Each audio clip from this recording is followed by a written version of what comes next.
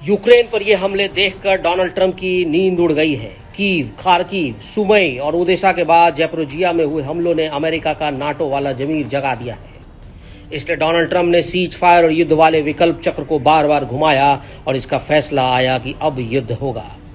Trump को एहसास हुआ कि अमेरिका को अब किसी भी सूरत में यूक्रेन को बचाना होगा, या कहे कि डोनाल्ड ट्रंप ने सीज फायर के बदले अब युद्ध को चुना है, या फिर उन्हें चुनना पड़ा है। डोनाल्ड ट्रंप ने साफ कर दिया कि अब यूक्रेन को और हथियार भेजे जाएंगे, जबकि कुछ दिन पहले ही अमेरिका ने यूक्रेन को अहम हथियारों की सप्लाई रोक दी थी।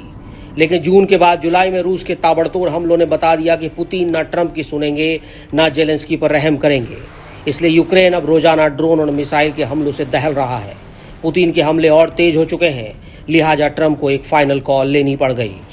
हम यूक्रेन को कुछ और हथियार भेजने वाले हैं। हमें भेजने ही होंगे, उन्हें अपनी रक्षा करनी है। उन पर अभी बहुत से हमले हो रहे हैं, हमें और हथियार भेजना होगा। ये ज्यादातर बचाव करने वाले हथियार हैं, उन पर बहुत ज्यादा ही हमला हो रहा है। पूरी तरह बिखर चुके यूक्रेन के बाद पुतिन का एजेंडा अमेरिका के सबसे बड़े जंगी प्लेटफॉर्म को तबाह करना है। यूक्रेन में लगी आग बता रही है कि पुतिन अब आगे क्या करने वाले हैं।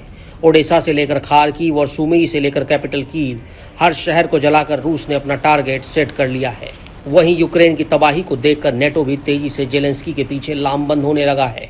फ्रांस के राष्ट्रपति इमैनुअल मैक्रो ब्रिटेन के 3 दिन के दौरे पर हैं। फ्रांस और ब्रिटेन वो देश हैं जो यूरोप के सबसे शक्तिशाली देशों में हैं और नेटो के फ्रंट की सबसे मजबूत सेनाओं में भी गिने जाते हैं। दोनों ही परमाणु शक्ति हैं और संयुक्त राष्ट्र सुरक्षा परिषद के स्थायी सदस्य भी। जाहिर है मैक्रो और ब्रिटेन के प्रधानमंत्री केर स्टारमर की मुलाकात में पुतिन का युद्ध छाया रहेगा। पुतिन ने यूक्रेन पर हमले कर बता दिया है कि वो युद्ध की शुरुआत कर चुके हैं। यूक्रेन में पुतिन के हर हमले की तस्वीर बता रही है कि रूस का एजेंडा अब ट्रंप का ख्वाब तोड़ देगा। चौथे साल में चल रहे युद्ध में पुतिन अब यूक्रेन के आगे बिल्कुल भी बख्शना नहीं चाहते। हर हमले के साथ उनकी फायर पावर लगातार बढ़ती जा रही है और यूक्रेन में अब तक 12,000 से ज्यादा लोगों का खून बह चुका है।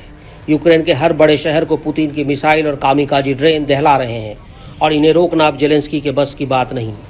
यही वजह है कि ट्रंप ने पुतिन को लेकर बहुत कड़वे शब्दों का इस्तेमाल किया।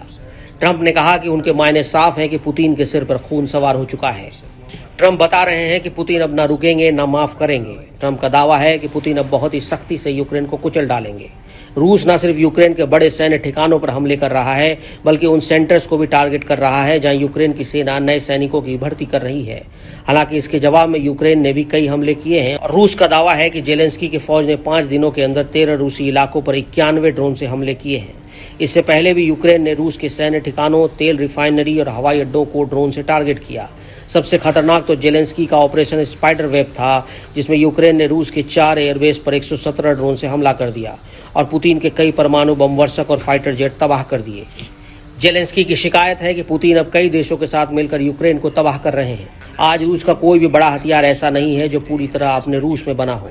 उसमें दूसरे देशों के पुर्जे, मशीन या बाकी सामान होता है। दुख की बात है कि इसमें कुछ यूरोप और नेटो के देश से भी आते हैं। यह बंद होना चाहिए। हर रूसी मिसाइल, ज्यादातर ड्रोन और बख्तरबंद गाड़ियों में ऐसे पुर्जे पाए जाते हैं। सिर्फ चीन ही नहीं, ताइवान, यूरोप के देशों और अमेरिका से भी सामान आता है। यही युद्ध को लंबा कर रहा है।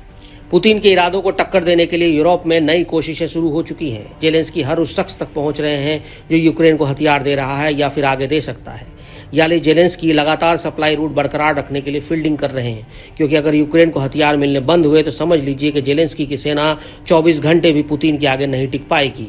और ये बात डोनाल्ड ट्रंप बहुत अच्छे से जानते हैं।